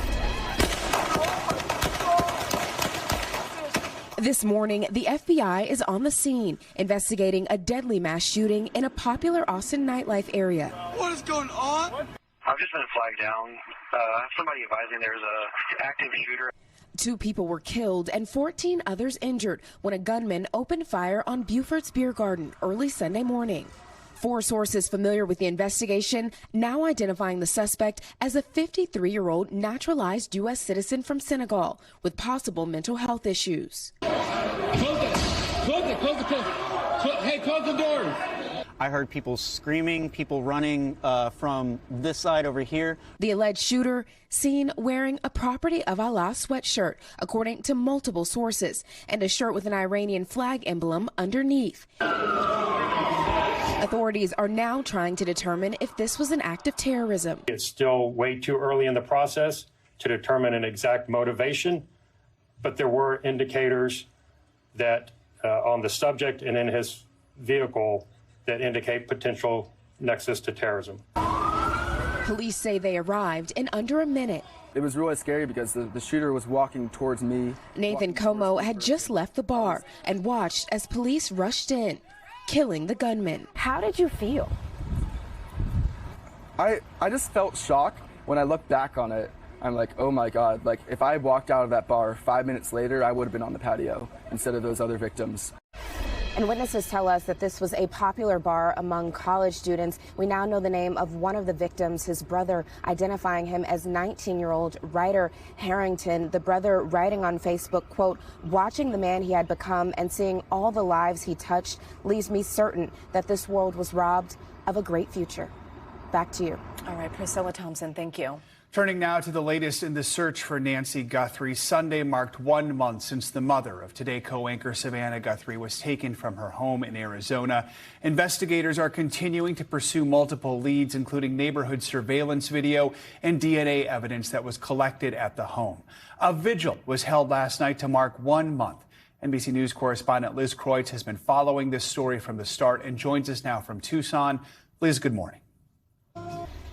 Well, hi, Joe. Good morning to you. It really is heartening to see how many people continue to send their love and support to Savannah and her family. We actually did that drive between Nancy's home and that home where that car drove by around the time of her kidnapping. While we don't know if it's the abductors, the timing does roughly line up. We also went inside a forensics lab to learn more about why processing that mixed DNA is so complicated. This morning, Tucson marking 1 month since Nancy Guthrie went missing. There's still a lot of hope out there. 4 weeks later, investigators still trying to piece together the unbearable mystery. According to FBI crime data, kidnappings involving seniors over the age of 80 are extremely rare, fewer than 1% of all abductions. Investigators continue to work several leads, including the thousands of hours of footage amassed, like that Ring camera video obtained by Fox News Digital showing a car driving past a home 2.5 miles away around the time Nancy Guthrie was abducted. According to the sheriff, Nancy's pacemaker disconnected at 2:28 a.m. The car in the Ring footage drove by this house 8 minutes later at 2:36 a.m. Google Maps says the drive between the two homes is 7 minutes. We did it ourselves, and it took us just over 6 minutes. The abductors have probably burned all their clothes. They've got rid of the car, but they can't get rid of video evidence that's in a neighbor's house, and that's a couple of miles away. So that's good. That's good evidence. Better evidence? Let's find some DNA. Arizona State University forensic science professor April Stonehouse is an expert in mixed DNA, like the sample believed to be found at Nancy's home. When the sheriff says that the lab is facing some challenges, what do you think that means? I think that means that there are potentially items of evidence that maybe don't have a lot of DNA on them to begin with. She says it's very possible the mixture is mostly DNA of just one person. Let's say 90% of the DNA comes from the victim and only 10% is from the suspect. then what they can potentially do is go back and rerun that sample and add more DNA, hoping to bring up the signal from the suspect's profile. But there's no guarantee. Meanwhile, outside the station where Savannah once worked, a growing number of messages of love and hope. Why is it important for you to come and sign this wall? Because I'm a Tucsonan and I'm a mother, and it's heartbreaking. And as for a video of that car driving 2.5 miles away around the time of Nancy's kidnapping, it's important to remember that this is just one piece of video out of thousands of hours of video footage investigators are looking at, most of which has not been made public. That said, I can tell you from doing the drive, while it is definitely not the fastest way out of Nancy's neighborhood, it is a route that would avoid the biggest intersections. Back to you, Joe. All right, Liz Kreutz, thank you. We've got more morning news now right after this. We're back in just a minute. Stay with us.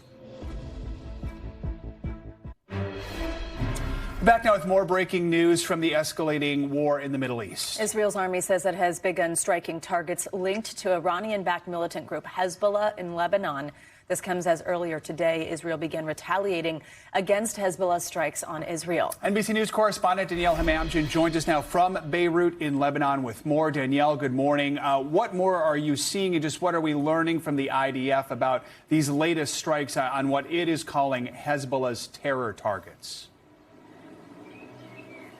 Hey, Joe. Well, history is repeating itself yet again here in Lebanon. And look behind me. It is a beautiful bay, beautiful beaches. But across the bay, and just over half an hour ago, it was anything but. We saw, well, we felt here the balcony vibrate, heard a loud boom, and there were plumes of smoke rising above this suburb of Beirut called Dahya, which is a Hezbollah stronghold. The same scene overnight, the IDF striking multiple targets in Dahya, but that started just after midnight when Hezbollah, to avenge the killing of Khamenei, of course Hezbollah is backed by Iran, launched a number of rockets and drones into northern Israel. And we spent the day with people who fled the neighborhood of Dahya, and what they told us is that as soon as they heard that Hezbollah had launched rockets and drones, they knew what was about to come, more strikes on Dahya. They packed what they could, got into a car and left, and you could see thousands of people in traffic trying to leave the neighborhood. And so our colleague here says that he was woken up by the sound of fire, gunfire in the air, warning people they had to immediately evacuate. And then about a dozen strikes were heard. And so this is now a new front in the war. We spent the day in central Beirut, which is about a few miles away from Dahya, and spoke to some of these people who've left. Now, what was interesting is that, you know, they're not going to be openly critical of Hezbollah, certainly not on camera. They live in a Hezbollah stronghold, and they're not willing to take that risk. But what they told us off camera, some of them said that they are sympathetic to Hezbollah. They are ideologically aligned, but they are sick of war. They are sick of displacement, of nonstop bombing. They had months and months of that, and they were just starting to rebuild, not only here in Beirut, in Dahya, but in southern Lebanon, when once again the war seems to start once again. One woman told us that the situation is now so bad, life is unaffordable, it's unbearable, she said, but she has been pushed to the limit where she said out loud, "I'm ready to live in peace next to Israel." Remind us what triggered these strikes, Danielle. I mean, a lot of our viewers probably remember those pager attacks back in 2024. There's a long history, of course, of fighting between these two countries right on this border between Hezbollah and Israel. Walk us through how we got here. Well, of course, we all remember October 7th. Well, Hezbollah, which is on the on southern Lebanon, to the north of Israel, launched strikes in solidarity with Hamas, and so began 14 months of war between Hezbollah and Israel. Hundreds of people died on this side. Tens of thousands of Israelis had to be evacuated from northern Israel until there was a ceasefire in November 2024. Now, since then, many people here will tell you Israel has almost on a daily basis violated that ceasefire. And until last night, Hezbollah had not fired rockets or missiles or drones into Israel. But of course, that changed after midnight last night, and it triggered what is the biggest assault on Beirut since that ceasefire was announced in 2024. All right, Danielle Hamamdjian, thank you very much for your reporting here. Well, the strikes across the Middle East are having a major impact on travel, all in the region. Many flights have been canceled, and that's leaving thousands of people stranded. Among those is Oliver Sims, who you can see is joining us now. He's an American who is currently stuck in Doha, Qatar. Oliver, thank you very much for joining us. Good morning. We actually understand that you were headed home from a 2-week trip in India with just this connecting flight through Doha. Tell us what happened once your flight took off and when you sort of realized something is wrong. Yeah, so basically we had taken off, everything seemed fine, and then I had noticed that the plane had turned around whenever I was looking at the map, and essentially I am a big aviation geek, so I pulled out some other apps that I have, and I saw that there were other planes that had also turned around. Then we had turned over Saudi Arabia, and 30 minutes later, the captain came on the loudspeaker and said that we had to turn around due to restrictions with the airspace and also because of a military conflict that had arisen. So we had to return back to Doha. And it was pretty interesting. It was kind of scary because you didn't really know what exactly was going on. I didn't know, if the plane had kept going, would we have been in the crossfire of that? So it was pretty scary. When you got back to the airport in Doha, what was it like at the airport? Because you weren't the only flight that was landing there. Yeah, actually, so every single other Qatar flight that had flown out around the same time as mine had to return. So it was a huge influx of people back into the terminal. And they told everyone who was sitting, I think it was like in economy class, to go down into a food court and just wait there. I think that they were telling us to go to this certain food court because it was away from windows, but we were waiting to get more information. Eventually, they told us to go to transfer desk to get some information on hotel vouchers. And whenever we were asking them on whether or not we could just rebook our flights, they were saying that since the airspace is closed, they cannot guarantee when another flight would go out, so they cannot rebook our flights at the moment. What has it been like since you've been there? What have you heard? What have you seen? Where are you now? Yeah, so I'm in my hotel, actually. I've been advised by the U.S. Embassy to just lay low and not leave my hotel. Basically, what I've noticed is that, there are lots of citizens outside that are still walking and doing, everyday normal activities. However, this morning I was awoken by several loud explosions in the air, which is very interesting because there have been other people that have also reported seeing smoke way up in the sky because of the air defense system that Qatar has that's intercepting the missiles from Iran and also the drones from Iran too. So you see a lot, you kind of hear a lot too, but at the same time, it's pretty calm and everyone is kind of acting, business as usual. Real quick here, do you have an idea of how you're going to get out of there right now? I have no idea as to how I'm going to get out of here. People are still waiting on whether or not they're going to get their luggage from the airport. Some people are thinking about going and driving to other countries and then catching flights out of there. And so I'm still weighing several different options as to what I want to do, but I'm not entirely sure yet. And also I've been in contact with other people who were on my flight as well. And, I'm kind of wondering, should we all band up together and go to a different country and catch a flight out of there or not? So honestly, I have no idea, but I just have to take it minute by minute, day by day. Oliver Sims, thank you very much for joining us this morning. We'd love to check in with you, stay in touch. Best of luck. We hope you manage to get home soon. Thank you so much. We will have continuing coverage of the situation unfolding in the Middle East up next. You're watching Morning News Now.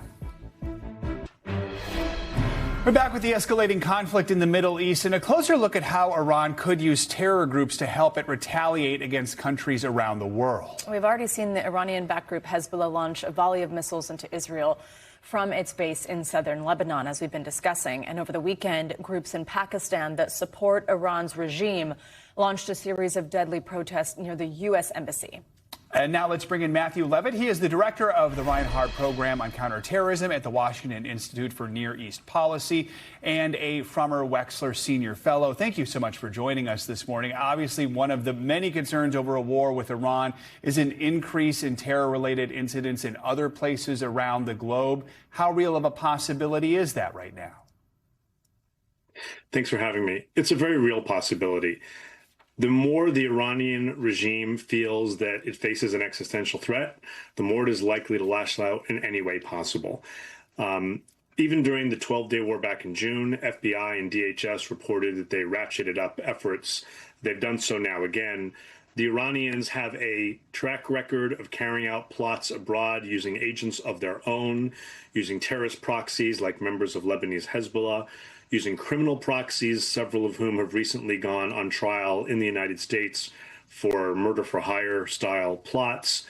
I'll just give you one example. About a few years ago, a Hezbollah operative was convicted in New York, and he had told the FBI that he considered himself a sleeper agent and asked, under what conditions do you think you'd be asked to actually act on those things that you've done, that pre-operational surveillance? He said, well, certainly if the United States ever went to war with Iran. Wow, and that's exactly what we want to ask you about, especially you mentioning someone convicted in New York. So these proxy groups like Hezbollah in Lebanon, there are several of them linked to Iran. And then, of course, there's the question of possible sleeper cells in the U.S. What do you think on that front? Look, first, I don't use the term sleeper cell. It's too Hollywood. But there are people who are affiliated with terrorist groups. There are people who are affiliated with Iran and who would be willing to carry out an attack if they were asked to do so. There are people who've carried out pre-operational surveillance in New York and elsewhere. Several of them have been caught and tried. It is a real concern that as Iran feels under threat, it will use some of these entities to try and lash out. We already had an attack the other day in Austin where someone appears to have done something possibly in affiliation with Iran, not dispatched by Iran. And this type of lone offender attack, where someone is just motivated on their own because they feel close to Iran or they saw the supreme leader of Iran as their spiritual leader or what have you, to act on their own, this is another concern, and one that's harder for law enforcement to stop because these are typically people who have not been on our radar before. We've heard President Trump say this is an operation that could take 4 or 5 weeks. We really, at this point, don't know exactly what the time frame could be. But the longer it goes on, how does that increase or decrease the risk of seeing any sort of terror attacks around the world? It's less a factor of how long the war goes and more a factor of how desperate the Iranian regime feels and how capable it is of dispatching its operatives. Israeli and American airstrikes have already targeted the Revolutionary Guard Corps, the Ministry of Intelligence and Security. It's quite possible that at this point, the Iranian intelligence services are not as capable of giving instructions as they once were. But that raises other concerns that operatives abroad not receiving instruction may decide that they need to do something on their own. It also means that the FBI and DHS and others are going to have a 24/7 job going for probably 4 weeks as they're trying to get ahead of this problem set. And you can be sure that they are working very, very hard to do so. Matthew Levitt, appreciate your time this morning. Thank you so much. We've got much more to come on this hour of Morning News Now. Yeah, including some in-depth analysis on both where Iran and the U.S. could go from here as the world braces for this uncertain future. That is next. Stay with us. Welcome back. The U.S. and Israeli strikes on Iran have left the whole Middle East on edge. Yeah, in Tehran, the mood is split. Some mourning in the streets, others celebrating the death of the Ayatollah. President Trump has called on Iranians to take over their government as Tehran vows retaliation. All the uncertainty is making it difficult to see how the conflict could develop in the coming weeks. And we are now hearing the president will address Iran around 11 a.m. from the White House today. For more on where things go from here, we are joined by NBC News contributor and Iranian-American author Houman Majd. Good morning. Thank you very much for being with us. So Defense Secretary Pete Hegseth argued earlier that this war was not about regime change. He stated some goals of destroying their missile threat, their missile production capabilities, them never being able to have nuclear weapons. What do you make of what the U.S. objective is and how clear it is? Well, it's entirely unclear. I mean, Hegseth actually contradicted his own boss, the president, who in his video announcement of the war, beginning of the war, on Truth Social, actually said it is about regime change. Essentially, he said to the people, rise up, go and take over the government. We're going to hit the government, go and take over. So that's kind of regime change, isn't it? He didn't describe who should take over, who his leader should be, or what the new regime is going to be like. But it was definitely regime change at that point. Now it's changed again. I mean, President Trump has said over the last couple of days in response to people's questions, journalists' questions, different things. So it isn't actually clear. I mean, you know, you don't start a war just because you think you don't like the idea that Iran has ballistic missiles. Well, you know, North Korea has nuclear missiles, nuclear bombs and missiles. Why aren't we attacking them? It's because you would only attack if you really thought there was an imminent threat. And so far, no intelligence agency has said there has been an imminent threat. So right now we're getting bogged down sort of in a way. 3 servicemen, U.S. servicemen killed, 3 jets lost just today. That's about $200 or $300 million worth of equipment lost just today. Forget the cost of the actual war. And there's no real end goal that is obvious at this point. We only have about a minute left here, but just for the region right now, what have the last 3 days meant for the region, and what will be the impact moving forward? Well, the last few days have been horrible for the region. The countries that have always assumed, and Americans and Europeans have always assumed are safe havens, Dubai, Qatar, places like that people have invested in, that has a huge impact on the economy, world economy. Biggest airline in the world, Emirates, isn't flying. Qatar isn't flying. The airspaces are closed. There are missile attacks. Now, Iran has just proven, fortunately or unfortunately, fortunately for them, unfortunately for the rest of the world, that these places aren't safe. So in any situation. So I think it's a bad situation for the Persian Gulf. Houman Maj, thank you very much for being here on a consequential morning and providing us with some of your expertise and your perspective on the situation. And thank you very much for being with us on this busy day. That is going to do it for this hour of Morning News Now. Stay with us, though. The news continues right now.